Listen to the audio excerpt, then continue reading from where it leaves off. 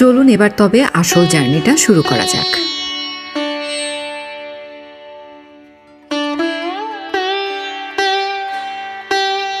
সিগিরিয়া যেন প্রকৃতি আর কৃত্রিমতার এক অপূর্ব সুন্দর মেলবন্ধন।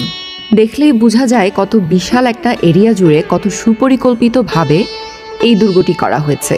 এর চারপাশে কত সুন্দর পরিকল্পিত বাগান, ফোয়ারা এবং জলের ব্যবস্থা পর্যটকদেরকে মুগ্ধ করে।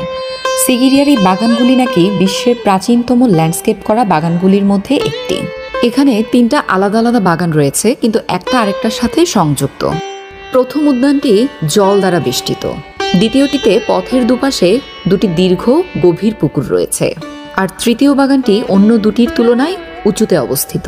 সিগিরিয়ার এই বিশাল সাজানো গোছানো উদ্যানটি কিন্তু সিগিরিয়া পাথরের একদম চূড়া থেকে খুবই সুন্দর দেখা যায়। চারপাশে সবুজে ঘেরা বাগান, লেক আর মাঠ ফেলে অনেকটুকু পথ হেঁটে যাওয়ার পর আমরা সিগিরিয়ার রকের চূড়ায়, যেখান থেকে আমরা সিঁড়ি করে উঠব, সেখানে পৌঁছাই।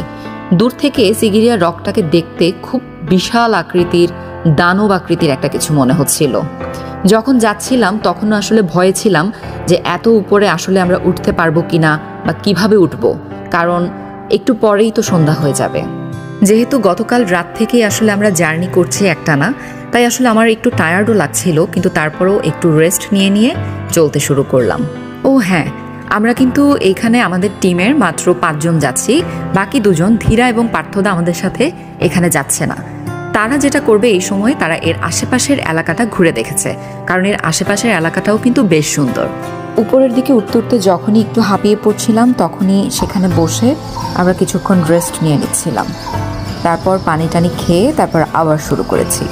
বিকেল করে যাওয়ায় আসলে অত বেশি কাঠফাটা রোদ ছিল না, রোদটা ছিল একটা বিকালের মিষ্টি রোদ, যার জন্য কষ্টটা হয়তো বা একটু কম হয়েছে।